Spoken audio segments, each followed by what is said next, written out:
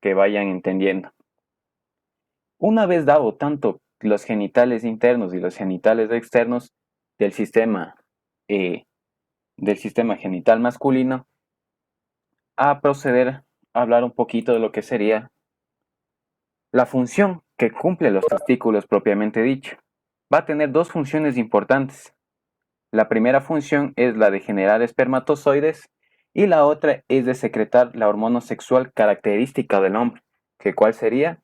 Sería la testosterona, ¿verdad? ¿Y cómo está estructurado estos testículos, verdad? En sí, el testículo primeramente va a estar rodeado por lo que sería una capita de una cápsula, como sería también lo que le denominan la túnica albuginea, ¿verdad? Está rodeado por la túnica albuginea, y desde la cual se extiende un engrosamiento hacia el interior del órgano, lo que sería el mediastino testicular. Todo este segmentito sería el mediastino testicular, como podemos ver, de la cual parten lo que serían unos tabiques, que igualmente son de tejido conectivo. Podemos ver, parten tabiques de tejido conectivo, ¿sí ven? Y los subdividen a lo que es el testículo en sí, los divide en tejido glandular, que sería alrededor de, que contiene lo que serían los lobulillos testiculares, de forma piramidal, como podemos ver. Todo esto serían los lobulillos testiculares, de forma piramidal, como podemos ver. Y cada lobulillo, o sea, cada estos de los lobulillos testiculares, contiene varios túbulos seminíferos que lo contienen, que están dentro aquí, como podemos ver. Tienen este recorrido, como lo menciona su libro, un recorrido tortuoso, un recorrido sinuoso, de la cual estos se van a conectar por otro sistema de conductos, que sería que continúa por los túbulos rectos, ¿sí ven? Y estos túbulos rectos representan lo que sería el comienzo de los conductos excretores, ¿verdad? Entonces pasa del túbulo recto, va hacia todo lo que sería la red testicular, y de esta red testicular pasa a unos conductillos deferentes, las cuales abandonan prácticamente el testículo para conectarse a lo que sería el, los conductos del epídimo, ¿verdad? Como podemos ver aquí. Todo este segmento de aquí serían los conductos del epídimo. Y igualmente se dividen en tres segmentos. Tiene una cabeza, una cuerpa y un cola. Y una cola, ¿verdad? Pero en su libro lo menciona como un segmento inicial, un segmento medio y un segmento final, de la cual se continúa con lo que sería otra estructura tubular, con, con el conducto deferente, ¿verdad? Entonces, tenemos estructurado el testículo, cómo en sí se está conformado todo este órgano. Ahora vamos a hablar de la primera estructura que les había mencionado, que serían los túbulos seminíferos. Como podemos ver en esta imagen, todo esto corresponde a un túbulo seminífero. Este túbulo seminífero en sí está rodeado por una membrana basal gruesa, como también por alrededor de 3 a 4 capas de células mioides, similares a una estructura que sería de células musculares. Y por dentro de esta membrana basal, si ven todo este segmentito, espérenme,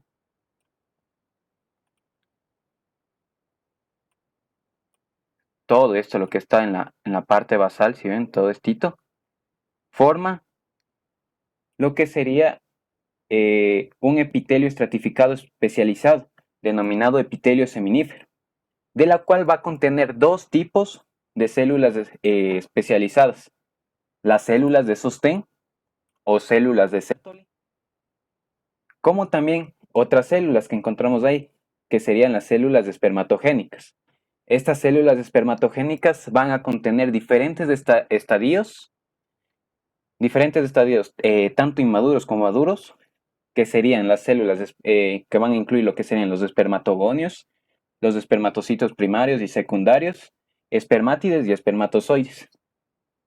Como saben, como deben acordarse un poquito de embriología 1, todo el segmento, o sea, la parte basal, vamos a encontrar lo que serían estructuras menos indiferenciadas, ¿verdad?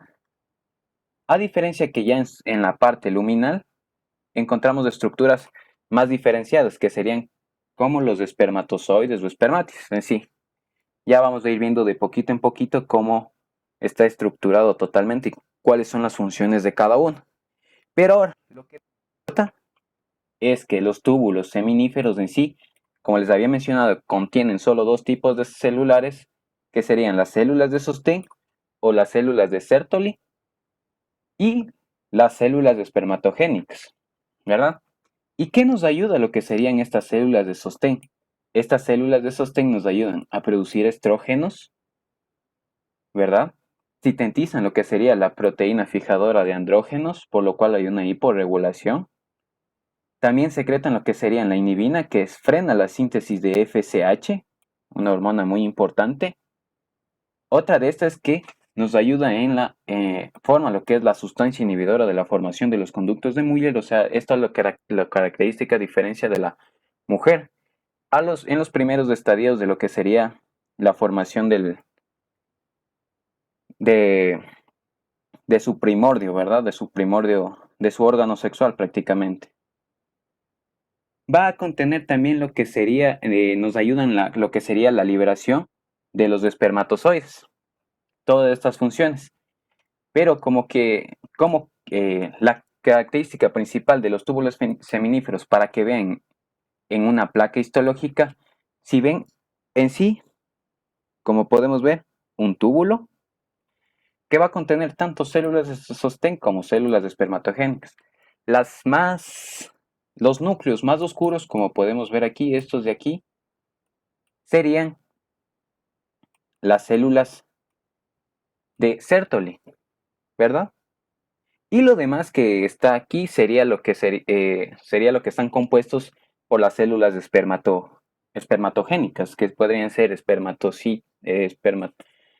lo que serían espermatocitos primarios, secundarios, espermátides, los espermatozoides propiamente dichos. ¿Sí ven? Pero ya vamos a ir viendo de poquito a poquito las estructuras y cómo vamos a ir diferenciando de los diferentes segmentos. Ya vamos a ir viendo. Muy característico de cada uno. Ahora, hablado uno de la vez de los túbulos seminíferos, estas también contienen un epitelio tubular, como les había mencionado, las cuales van a tener un compartimiento basal y un compartimiento abdominal. Lo más importante de esto es que las células de sostén, estas células de sostén, como podemos ver aquí, entre cada célula de sostén forman unos contactos oclusivos, o sea que se unen entre sí, ¿verdad? Entre cada uno de estos y forman lo que sería la barrera hematotesticular. Y esta barrera hematotesticular es muy importante. ¿Por qué? Porque ayuda a crear un microambiente especial en el compartimiento abdominal, lo cual nos ayuda a proteger contra sustancias perjudiciales que serían transportadas por el torrente sanguíneo.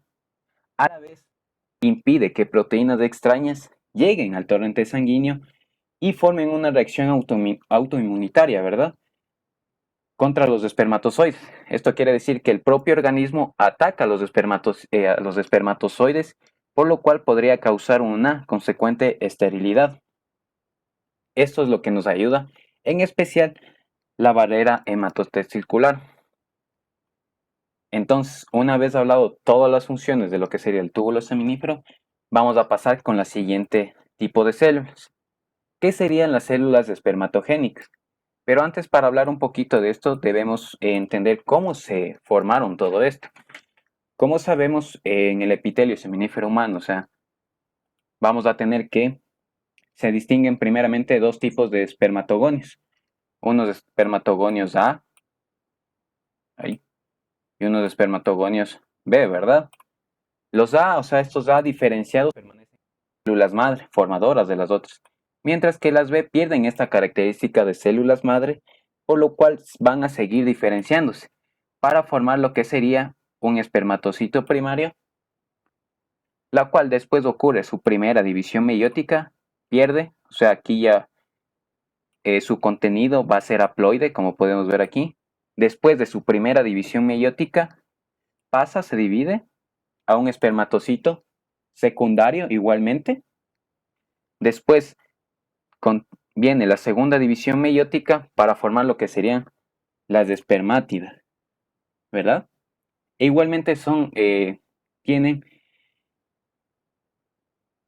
también tienen un contenido haploide, pero lo que nos interesa de todo esto es que a partir de todo ese proceso aquí de la formación de las espermátidas a los espermatozoides, viene la espermiogénesis.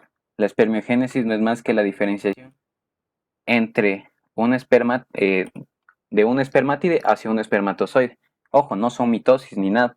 O sea, es un tipo de diferenciación donde todas estas espermátides van a adquirir las porciones características de lo que sería un espermatocito, que ya vamos a ir viendo de poquito en poquito. ¿Y cómo está estructurado cada uno de estos espermatozoides, verdad? Primeramente, antes de saber, estos espermatozoides va a estar dividido en dos segmentos, una cabeza y una cola. La cabeza es muy interesante, ya que tiene alrededor de todo el espermatozoide en sí, todo el espermatozoide en sí, o sea, toda su longitud, va a medir alrededor de 60 micras. Su cabeza principalmente va a tener alrededor de 5 micras de largo y 3 micras de ancho. Vamos a tener que todo lo que sería la porción de la cabeza lo va a ocupar el núcleo y va a estar cubierta por lo que sería la cromatina, como podemos ver aquí. El núcleo y todo lo que le recubre la cromatina. Y lo importante de esto es que sepan es que los 2/3 anteriores están cubiertos por lo que sería esta partecita de aquí, el acrosoma. Importante de esto es que contiene la acrosina, que es una enzima proteolítica, que nos va a ayudar, es importante porque nos ayuda en la fecundación, ya que aquí realiza la acción acrosómica, por lo cual el espermatozoide va a tener la capacidad de penetrar la zona pelúcida, ¿verdad? Para producir la fecundación con el ovocito. Ojo con eso, muchachos. Todo esto es un poco para que recuerdan de embriología 1. Ya es algo que ustedes más o menos deberían saber, pero bueno volver a recordarlo. Ahora, ya hablamos de la cabeza. Vamos con el siguiente segmento, que sería toda la cola. La cola igualmente está subdividida. La cola va a tener tanto un cuello, una pieza intermedia, una parte principal y una parte final. Vamos a ir estructurando cada una de estos. El cuello.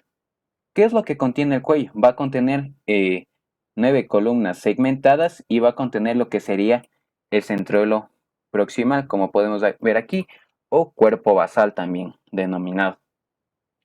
Vamos con la siguiente partecita, que sería la parte intermedia. Todo este segmentito. La parte intermedia contiene lo que sería 2 microtúbulos simples centrales rodeados por lo que serían 9 túbulos dobles, que en sí todo este conjunto se le denomina el axonema. Y lo importante del axonema es esto, es que es la base estructural de la movilidad de la cola.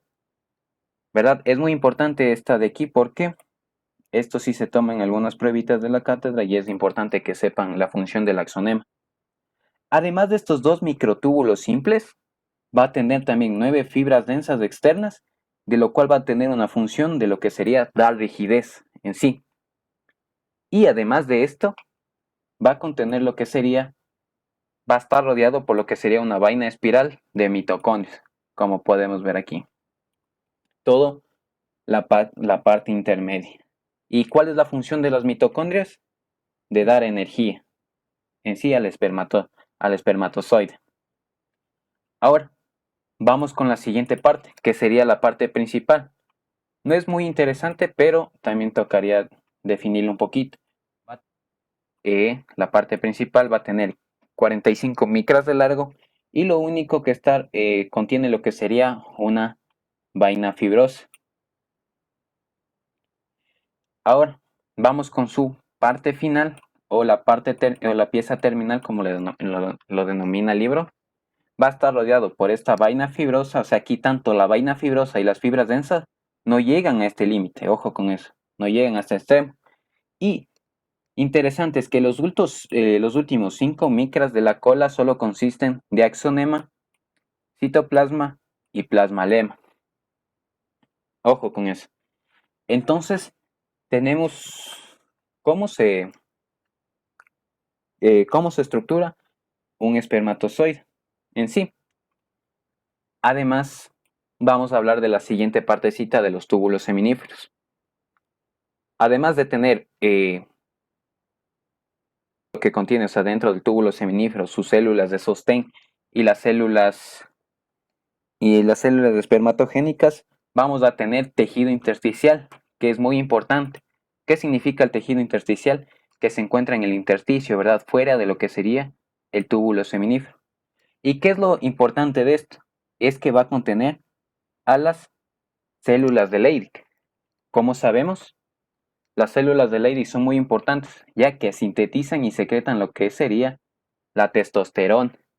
Esta testosterona es muy importante, ya que estimula a los túbulos seminíferos, o sea, tiene una función estimuladora tanto a los túbulos y a los demás órganos. ¿Para cuál? Para el desarrollo de los caracteres secundarios extragenitales, o sea, el vello púbico, todo lo que sería caracteres secundarios extragenitales del, del varón. Y vamos a tener dos hormonas que actúan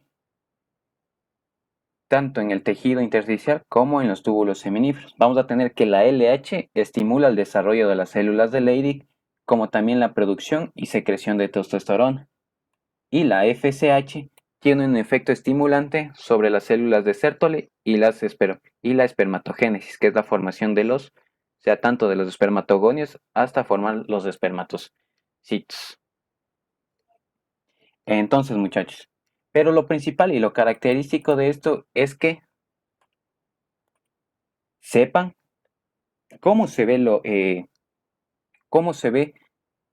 todo lo que sería un túbulo seminífero.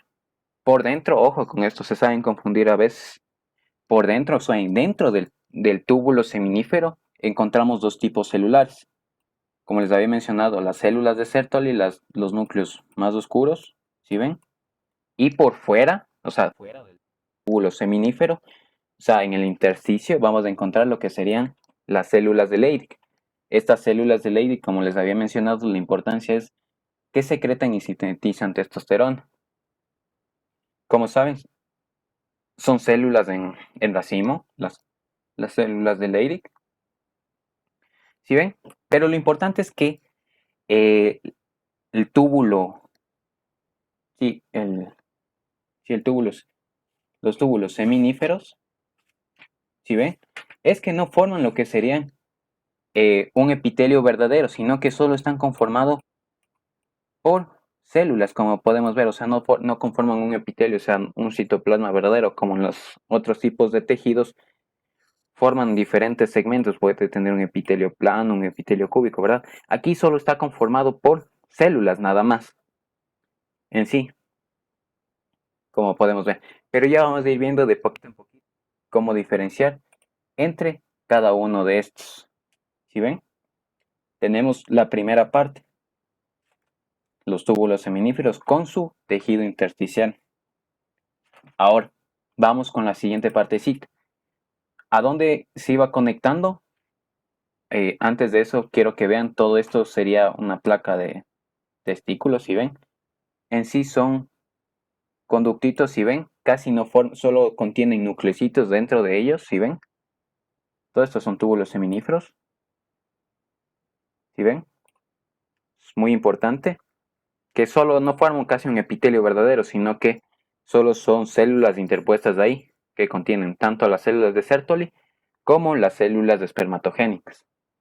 Y ojo, en el intersticio, o sea, fuera del epitelio, encontramos lo que serían las células de Leydig, si ven, fuera del túbulo seminífero. ¿Verdad? Entonces, como estaba mencionando, eh, cómo se continúa todo lo que sería el túbulo seminífero y va a empezar con lo que sería el sistema de conductos de transporte de los espermatozoides.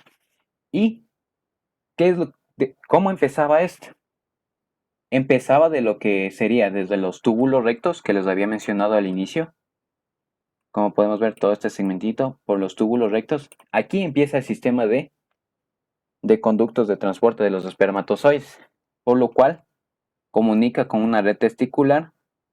Si ven, todo esto es la red testicular, que no son más que conductos anastomosados, que ya les voy a ir viendo, vayan a ir viendo un poquito las diferencias histológicas de cada uno, por lo cual desde allí parten numerosas vías, por lo que serían los conductillos eferentes, como podemos ver. Y aquí, como les había mencionado, abandonan el testículo en sí para irse a lo que sería el conducto del epidídimo, ¿verdad? De lo cual, como podemos ver, como lo menciona su libro, un recorrido muy tortuoso, sinuoso, ¿verdad? Por lo cual se va a continuar con lo que sería el propio conducto deferente. Ojo, entonces tenemos todo el sistema de conductos de transporte. Vamos a ir viéndoles las características principales de cada uno de estos e ir diferenciando de a poquito en poquito para que vayan entendiendo. Ahora, vamos a ir viendo. Primeramente, vamos a tener los túbulos rectos y su red testicular. Como les había mencionado, los túbulos rectos principalmente están conformados por lo que sería un epitelio simple cilíndrico bajo. Tanto sería en la transición de lo que sería la conexión entre los túbulos rectos a los túbulos rectos. ¿Sí ven? Un epitelio bajito, ¿verdad? Como podemos ver aquí, bien bajito. Y de la cual después se continúa con lo que sería su red testicular, que como les había mencionado, aquí ya va a tener una transición o un epitelio más, un epitelio, el mismo libro lo menciona, un epitelio cúbico a plano, ¿verdad? ¿Sí ven? Que no, la diferencia entre un túbulo recto y una red testicular, como vemos, la red testicular son canales anastomosados, en sí no podemos ver una luz propia, ¿verdad? Como que aquí se interponen una y otra, como podemos ver. ¿Sí ven? Son canales anastomosados en sí. Cuando el corte se lo hace, se le ven así en la placa histológica, como podemos ver. A diferencia de los túbulos rectos, como podemos ver aquí, son túbulos de un epitelio cilíndrico bajo, otros los dicen un epitelio plano también, epitelio cúbico.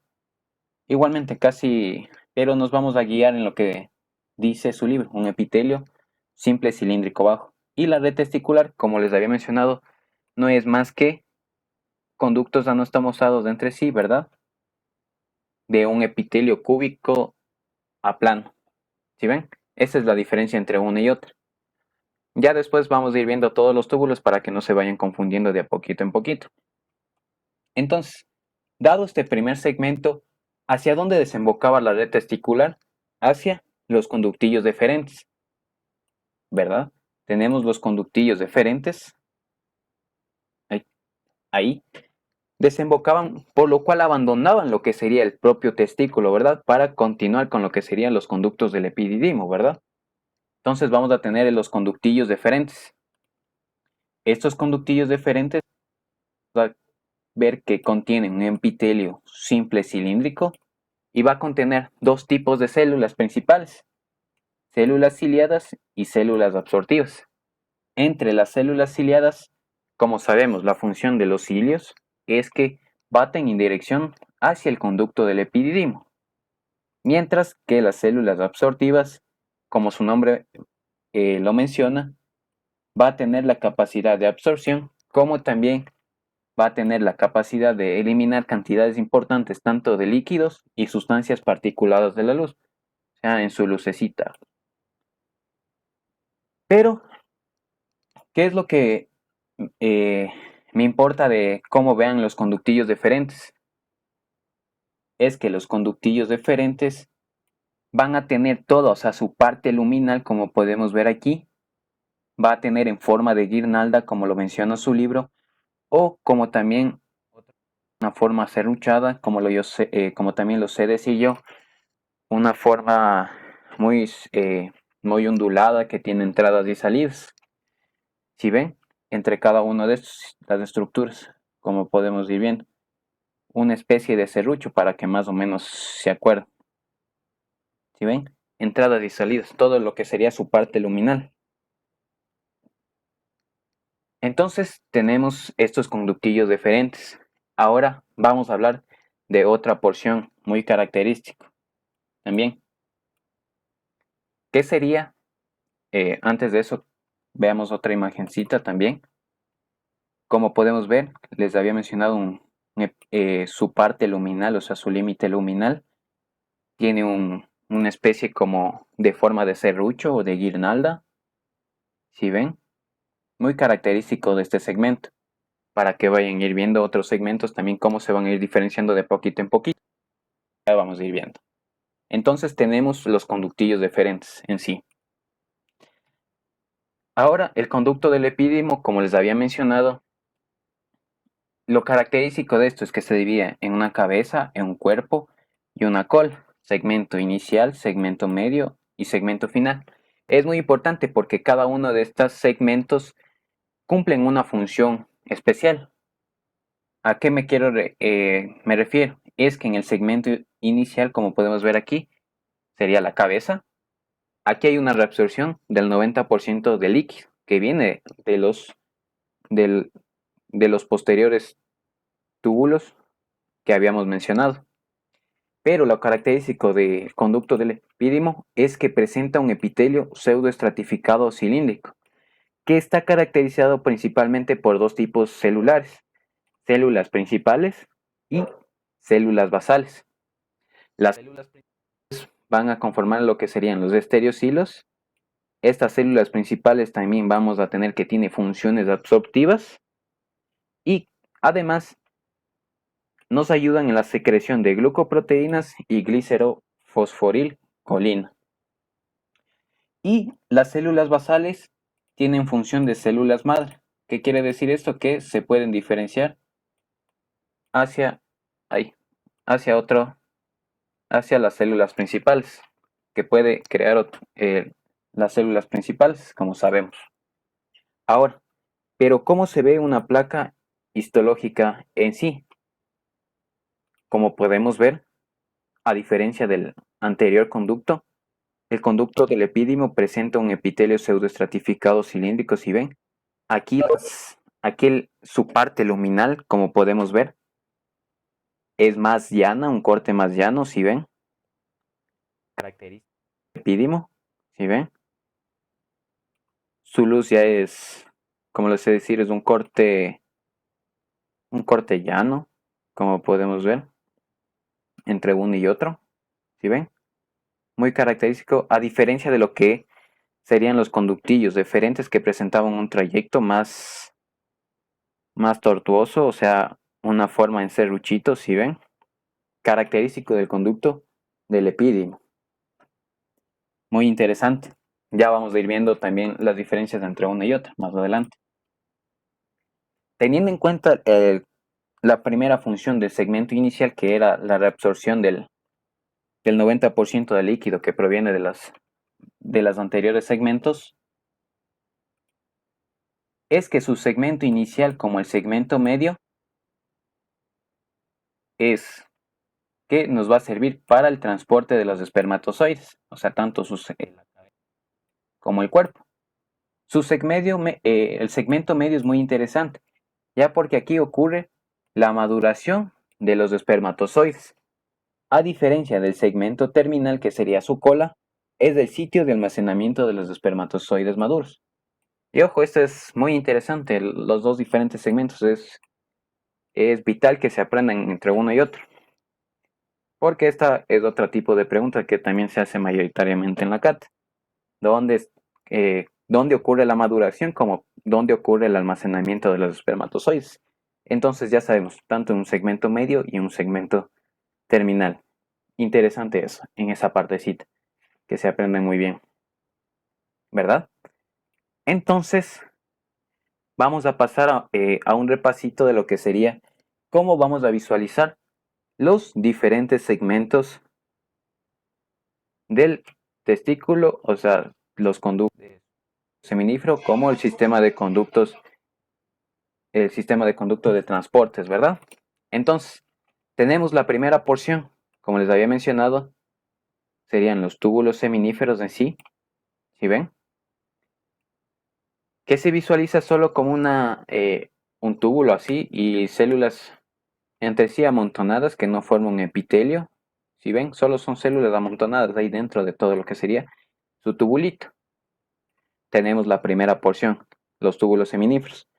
Vamos a tener los túbulos rectos, que sería todo un segmentito así, como podemos ver. Usa un epitelio cilíndrico bajo, como lo menciona su libro.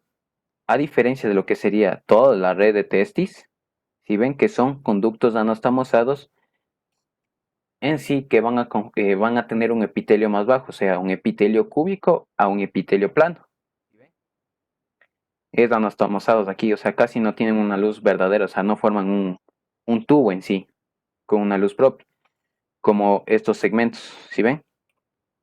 Después de esto se conecta hacia los conductillos eferentes, ¿sí ven? La diferencia característica de estas es que presentan, eh, o sea, su parte luminal presenta una forma en serruchito, ¿verdad? Si ven entre una y otra. A diferencia de lo que sería el conducto del epídimo, como podemos ver aquí, es un poco, su corte es más llano. Cambia, varía, ¿no es cierto? De un epitelio a un epitelio pseudoestratificado cilíndrico, ¿sí ven? Entre una y otra. Entonces, esas serían las características principales de un túbulo seminífero, túbulo recto, la red de testis. Tenemos los conductillos eferentes y el conducto del epídimo, ¿verdad? Entonces tenemos cómo se visualiza en una placa histológica cada uno de estos segmentos, ¿verdad? Entonces, muchachos, no sé si tienen alguna duda, alguna pregunta antes de pasar con el siguiente, antes de pasar con el siguiente segmento. Si está todo claro, muchachos, si no, si no quieren que le repita una partecita o algo, ya saben, muchachos, aquí estoy para ayudarles, si no importa. Si es que quieren que repita algo. Si está todo claro, muchachos, sí. Para continuar con los siguientes órganos.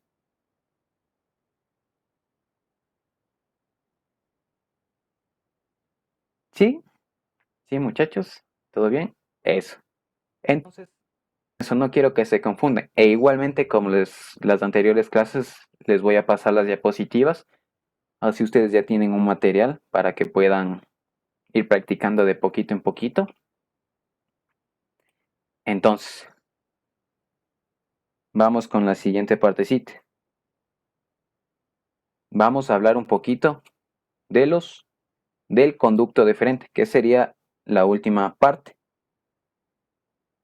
Vamos a tener que el conducto deferente también es una estructura tubular, ¿verdad? Que comparte las mismas características que los diferentes órganos. O sea, va a tener una túnica mucosa, una túnica muscular y una túnica adventicia.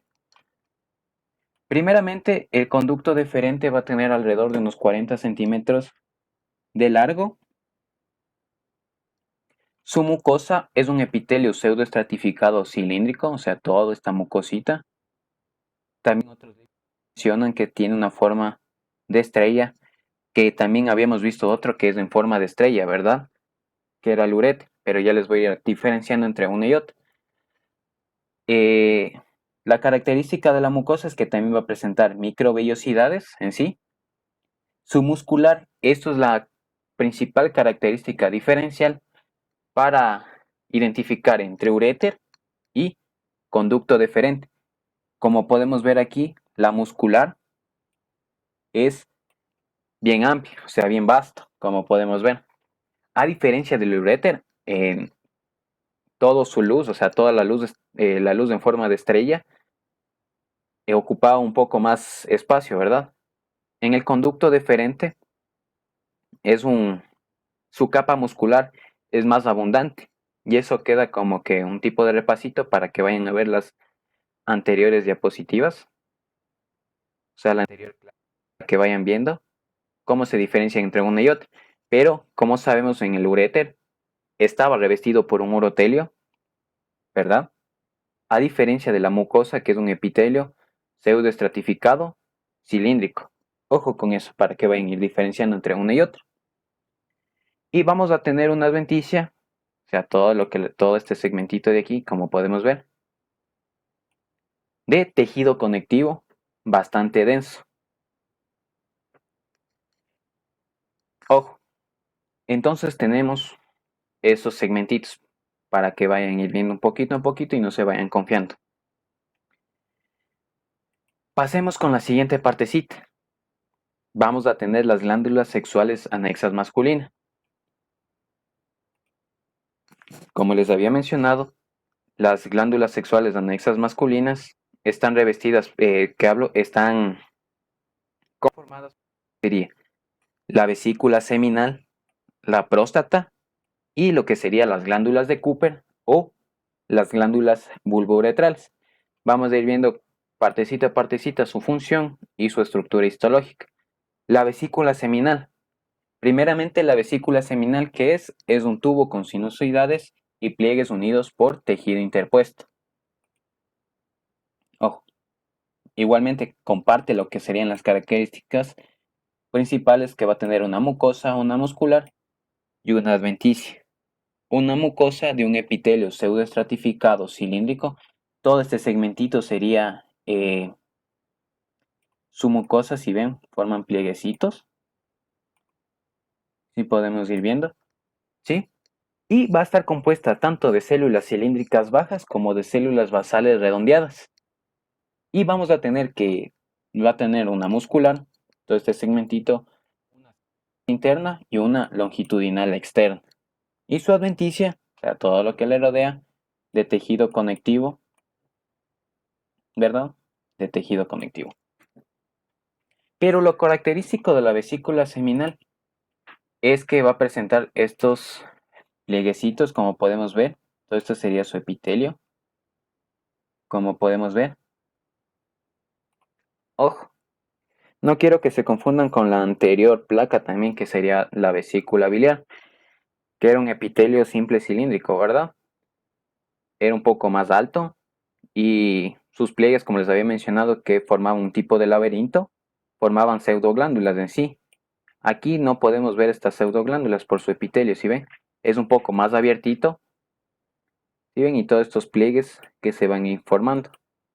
Muy característico de la vesícula seminal. Y ojo, algo que me hizo notar otro compañero del anterior curso, estas cositas, si ven estas que están teñidas, son artefactos de la placa histológica, no son propias de la vesícula seminal, ojo, no quiero que se confundan. Son artefactos, no quiero que se confundan. En sí vamos a tener todo su epitelio como les mencioné. O sea que en sí va a tener unas entradas y salidas así más o menos. Si ven, va a formar unos plieguecitos característicos de la vesícula seminal. Ojo, esta es una placa muy especial, es la más bonita que se puede encontrar en el laboratorio, pero sí me gustaría que cuando se acabe todo esto, practicaran lo que sería bastante vesícula seminal, es una plaquita muy especial. En el laboratorio encontramos diferentes tipos de vesículas seminales muy interesantes para que reconozcan cada una de estas, pero en sí esta es la más bonita para poder explicar. Cuenta el primer órgano anexo que sería la vesícula. Pasemos con la siguiente. Antes de pasar con antes de pasar con la siguiente, vamos a tener que la función de la vesícula seminal es de que contiene fructosa, que es importante, o sea que lo utilizan como energía los espermatozoides, prostaglandina, que se desconoce su función, y flavinas, que es muy interesante esta partecita del libro que menciona que esto es un pigmento amarillo que dan intensidad a la fluorescencia con la luz ultravioleta, que se utiliza en las escenas de crímenes, ¿verdad? Para identificar lo que serían las manchas de semen. Ya saben, ustedes han de haber visto un poquito algunas series como CSI, Miami, todo eso, que tienen infinidad. Cuando pasan la luz ultravioleta, lo que se tiñen serían las flavinas en sí, lo que da el contraste de luz. Entonces, una vez hablado de todo lo que hace la vesícula seminal, vamos a pasar con la próstata. La próstata, primeramente, eh, desde un punto de vista histológico, va a estar conformado por 40 glándulas tubuloalveolares como que se vacían en 20 conductos excretores independientes, ¿verdad? Vamos a tener que tiene un estroma de células musculares lisas, muy importante para identificar este órgano, y su epitelio es biestratificado, muy especial, ya que va a tener, o sea, una capa basal, o sea, un epitelio biestratificado, una capa basal, ¿verdad? Que sería de células planitas, ¿verdad? Entre una y otra. Y una capa luminal, ¿verdad? Que sería de células cúbicas, un poquito más altitas, a cilíndricas, como podemos ver aquí. ¿Sí ven? Ya vamos a ir viendo un poquito cómo se ve en la placa histológica. Lo interesante de esto es que contiene estos cuerpos amiláceos. Estos cuerpos amiláceos, o calcoforitos también como los denominan, no son más que glucoproteínas, que es muy interesante ya que al pasar el tiempo estas se pueden calcificar para poder conformar lo que serían los cálculos prostáticos. En sí, ¿cómo o sea, desde un punto de vista anatómico, esta próstata se va a dividir en tres zonas que rodean a la uretra, como podemos ver aquí. Vamos a tener una zona periuretral, una zona periuretral que solo contienen, ay, espérame, una zona periuretral que solo vamos a contener glándulas mucosas. ¿Ven? Una zona periuretral. Otra zona, ya, la zona central, que va a contener solo glándulas submucosas, mientras que vamos a tener una zona periférica, ¿sí ven? En donde solo vamos a encontrar glándulas principales. Y ojo, y toda la secreción prostática que hace la próstata, obviamente, es un líquido lechoso que contiene grandes cantidades de ácido cítrico, por lo cual se torna el pH un poco ácido. Como también vamos a encontrar fosfatasa ácida y antígeno prostático específico. Muy interesante también. Además de esto, para que vayan viendo cómo se visualiza esto, si ven, todas estas glandulitas que se forman, si ven, vamos a tener primeramente todo el estroma, si ven, todo lo que le rodea a las glandulitas, si ven, son células musculares lisas, como podemos ver, células musculares. Todo esto sería su estroma. Su epitelio, como podemos ver, todo este epitelio, es un epitelio biestratificado, como les había mencionado, de células planas, una parte basal de células planas y una parte luminal de células cúbicas a cilíndricas. Y ojo, lo característico de esta placa es que dentro de estas glandulitas, como podemos ver, o sea, de todo el epitelio, o sea, en la parte luminal, es que contiene todo este material de otro colorcito. Si ven todo lo que está dentro de aquí, dentro en la luz, serían los cuerpos amiláceos o los calcoforitos, que no son más que glucoproteínas. ¿Sí ven? Es lo característico de la glándula prostática o de la próstata también. ¿Sí ven? Muy característico de ese material. Con esas dos cositas ustedes pueden identificar lo que sería en sí la próstata. Pero ojo, hay otras próstatas un poco, o sea, en la placa histológica hay un poquito ¿cómo les diría? Más teñidos, o sea, más intensos. Vamos a tener que, hay otras plaquitas que son menos intensas. A veces el material que está dentro aquí, o sea, los cuerpos amiláceos o los calcoforitos están bien teñidos, así, tienen una intensidad bien, o sea, se tornan muy, muy violetas en sí. Pero ya saben, todo esto es un poco con práctica para que puedan ir viendo. Entonces tenemos la próstata en sí, muy fácil de visualizar. Ahora, vamos con la siguiente partecita. Vamos con las glándulas vulvoretrales. Ojo, quiero recalcar esta parte. Es que aquí no tenemos, en el laboratorio de histología no tenemos glándulas vulvoretrales, pero no está de más en sí saber su función. Como sabemos, estas glándulas vulvoretrales son, son glándulas túbulo-alveolares de un epitelio cúbico acilíndrico. Vamos a tener que posee dos tipos de conductos excretores, unos excretores menores y principales. Los menores vamos a tener que tienen un epitelio simple y los principales vamos a tener que tienen epitelio estratificado cilíndrico. Y todo su material o toda su secreción es un líquido claro y viscoso, con grandes cantidades de lo que sería galactosa y sus derivados. Su función principal que se le ha denominado es de lubricante, ya que no contiene una función fisiológica exacta en sí. En sí, más que todo es de lubricante en sí. Saber un poquito más de lo que sería en la fisiología sexual también. No les quiero meter en contexto, es un poquito más de fisiología. Pero es muy interesante estas glándulas vulvoretrales y su función. Ahora, una vez hablado de todo lo que sería sus glándulas anexas, vamos a hablar un poquito de lo que nos corresponde a sus órganos, a los órganos externos. Vamos a hablar un poquito del pene en sí.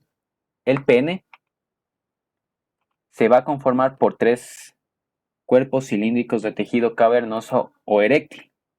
Vamos a tener dos principales, que serían dos cuerpos cavernosos, como podemos ver aquí.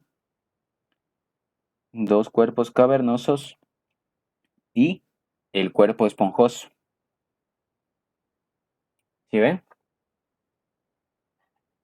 Cada uno de estos van a estar revestidos por lo que sería tejido conectivo denso, que corresponde a lo que sería la túnica albuginea. ¿Sí ven? Todo esto es lo que le rodea. Y en la mitad de los dos cuerpos cavernosos van a conformar va a haber un tipo de engrosamiento, lo que le denomina el septum, el septum, el septum del pene, ¿verdad? O sea, es un tabique de tejido conectivo que divide a los dos cuerpos cavernosos, como podemos ver. Y en el cuerpo esponjoso es muy interesante, ya que todo esto contiene lo que sería la uretra en sí, como podemos ver. Es interesante porque contiene la uretra. Ahora, ¿cómo vamos a visualizar entre un cuerpo esponjoso y un cuerpo cavernoso en sí? Como sabemos, todo esto es imagen de internet, pero es muy similar a lo que serían las placas histológicas en sí, porque una placa en sí de pene se ve todo este segmento así macroscópicamente viéndole nosotros mismos la placa. Vamos a tener, como les había mencionado, los cuerpos cavernosos, ¿sí ven? Y su cuerpo esponjoso, con la característica principal que tiene la uretra. Y, como les había mencionado, lo que le rodea sería tejido conectivo denso o la túnica albuginea, ¿verdad?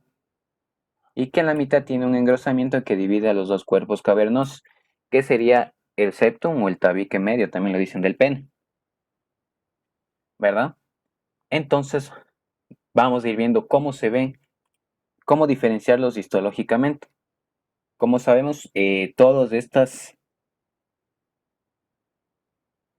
por dentro de todo esto se encuentran unas cavernitas, ¿verdad? Que no son más que están revestidas por endotelio.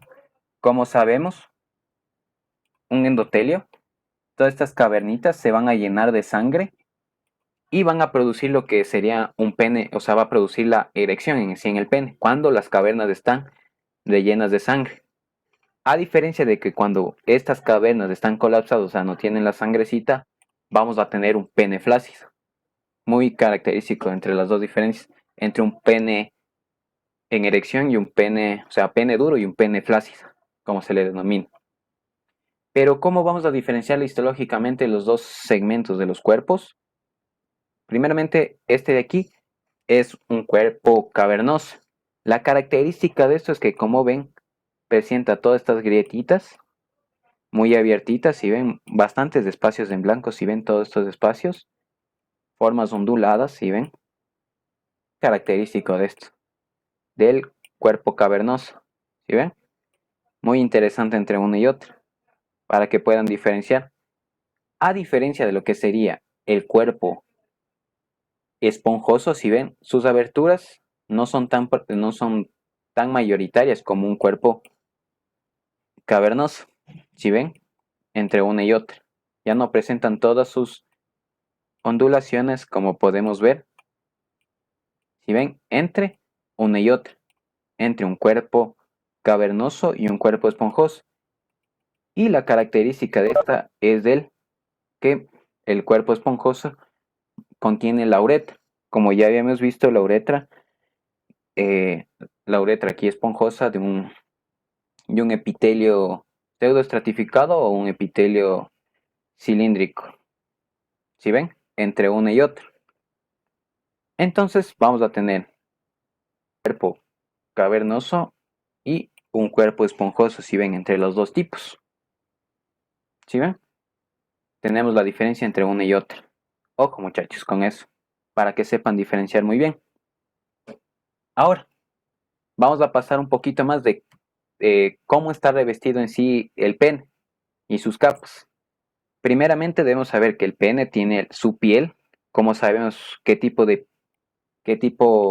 epitelio es la piel? La piel, como sabemos, es un epitelio estratificado plano con queratina. ¿Sí ven? Las fibras de arribita, como están, que serían toda la queratina. Un epitelio estratificado plano con queratina, ojo con eso. Pero, ¿qué es lo que le diferencia del, de la piel, o sea, de todo lo que sería el prepucio, o sea, de todo el pene, a diferencia de toda la piel de, de todo el cuerpo? Es que aquí encontramos toda la superficie interna del prepucio, no vamos a encontrar ni pelos ni glándulas sudoríparas. A diferencia que en la piel, o sea, de todo el cuerpo vas a encontrar glándulas sudoríparas, glándulas sebáceas, pelo aquí. En el pene, prácticamente en su piel, en la superficie interna del prepucio, no vamos a encontrar lo que sería ni glándulas sudoríparas ni pelos tampoco. Ojo con eso. Además, otro de esto es que su tejido conectivo laxo, o sea, todo este segmentito, carece de adipocitos, no contiene adipocitos. Así, incluso en hombres, como les denomina el libro, muy obesos, no vamos a encontrar lo que serían adipocitos. Pero la característica de esto es que vamos a tener las glándulas prepuciales, o también denominadas las glándulas de Tyson, que estas glándulas prepuciales o de Tyson son glándulas sebáceas modificadas en sí, cuya secreción grasa, conjuntamente con células epiteliales descamadas, o sea, de todo el pene que sería, conforman el esmegma, muy característico, ¿verdad? Entonces tenemos esa partecita. Como sabemos, el pene va a obtener la piel, que les había mencionado, vamos a tener la fascia superficial, la fascia superficial del pene como una fascia profunda del pene. Vamos a tener la fascia superficial que continúa con el dartos, que como podemos ver, o sea, no es tan relevante en histología, pero es interesante mencionarlo, que el dartos en sí va a contener fibras musculares lisas, como podemos ver aquí. O sea, solo son fibras musculares lisas. Pero en sí lo que nos interesa saber es en sí cómo está compuesto el prepucio, o sea, la piel del pene, ¿verdad? Y tendríamos esa partecita. Y la fascia profunda del pene son más que el conjunto de las fibras elásticas que se juntan entre sí, nada más. Y tendríamos, y así concluiríamos la clase de hoy, muchachos, que sería todo el sistema genital masculino. No sé si tienen alguna pregunta, muchachos, alguna duda, alguna diferencia que no ha sido aclarado. Esta clasecita es cortita porque el sistema masculino sí es un poco cortito, a diferencia de femenino, que es una clase sí más grandecita, eso sí nos debemos de ocupar un poquito más de tiempo. Pero en sí, quiero que hayan entendido con esto, muchachos.